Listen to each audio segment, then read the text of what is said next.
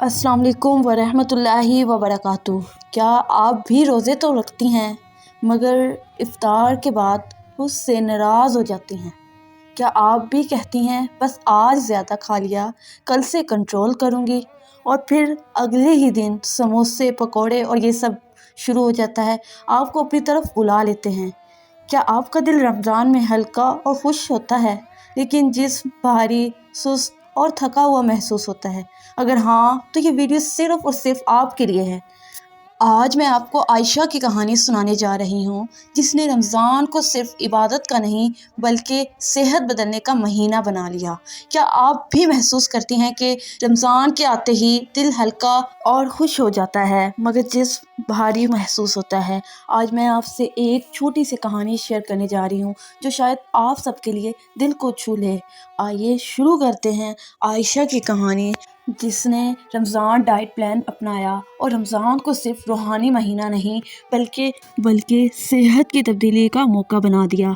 आयशा का दिल रमज़ान के आते ही खुशी से भर जाता था मगर इसका जिस्म भारी महसूस होता था। हर रोज़ इफ्तार के वक्त वो सोचती, आज ज़्यादा खा लिया, कल से कंट्रोल करूँगी। लेकिन जब मेज़ पर समोसे पकोड़े, बिरयानी, जूस और दही बड़े रखे हुए देखती तो वो खुद को रोक ना पाती। और फिर उसने यूट्यूब पर सर्च किया, रमज़ान में डाइट प्लान से वज़न कैसे कम किया जाए। इसे एक चैनल मिला जो रमज़ान डाइट पर मबनी था। वीडियो देखकर वो बोली, वाह, यही तो मेरे मसले का हल है। इस वीडियो में रमज़ान में सोच समझकर खाने और नज़्म ज़ब्त वाली ज़िंदगी के बारे में बताया। आयशा को समझ आया कि रमज़ान सिर्फ भूखा रहने का नाम नहीं बल्कि ख़ुद को मजबूत बनाने और नफ्स पर काबू पाने का महीना है। सहरी में आयशा खाली पेट नीम गर्म पानी या हल्की हर्बल ड्रिंक पीती। इसके बाद वो अंडे और सब्जियों वाला ऑमलेट सैंडविच खाती या कभी मल्टीग्रेन रोटी के साथ घर का सालन खाती।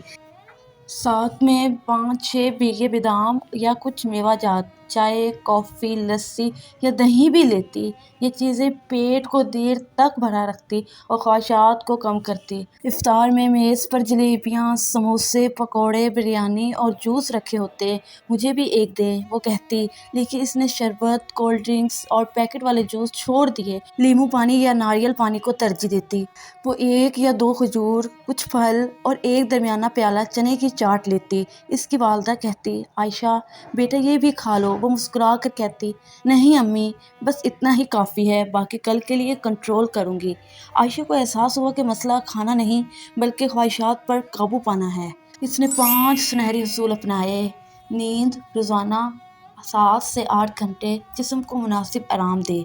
पानी 2 से 3 लीटर, रमज़ान में ज़्यादा से ज़्यादा पानी पिएं। जल्दी डिनर, इफ्तार के बाद जल्दी खाना खाएं, ये वज़न कम करने में मदद देता है। स्ट्रेस नहीं लेना, ये सुकून का महीना है। फ़िक्र और परेशानी से दूर रहें।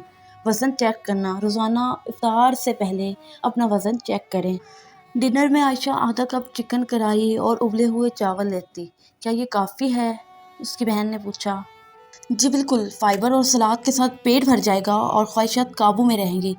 कभी वो चिकन, पालक, पनीर या लौकी चने की दाल के साथ मल्टीग्रेन रोटी खाती। सलाद लाजमी होता ताकि हाजमा दुरुस्त रहे और फ़ाइबर की मकदार पूरी हो। सोने से 1 घंटा पहले वो हल्दी वाला दूध पीती। इंशाल्लाह मैं ये रूटीन ज़रूर बरकरार रखूँगी। ये दूध जिस्म को सुकून देता है और रिकवरी में मदद करता है। फिर ईद आ गई। आयशा आईने के सामने खड़ी थी। तुम बहुत खूबसूरत लग रही हो, इसने खुद से कहा। दिल में शुक्र अदा किया, अल्हम्दुलिल्लाह, ये सब मेरी मेहनत और अल्लाह की रहनुमाई का नतीजा है। यही आयशा की सबसे बड़ी कामयाबी थी। रमज़ान सिर्फ रूहानी तब्दीली का नाम नहीं बल्कि जिस्मानी ज़हनी सेहत की तब्दीली का भी बेहतर मौका है। मेरी प्यारी बहनों, अगर आप भी ये प्लान अपनाएंगी तो इंशाल्लाह आपकी सेहत बेहतर होगी और वज़न कम करने में कामयाबी मिलेगी। आइए इस रमज़ान को सिर्फ रोज़ों का महीना नहीं बल्कि मुकम्मल सेहत की तब्दीली का महीना बनाएं। वीडियो को लाइक करें, शेयर करें और सब्सक्राइब करना मत भूलें।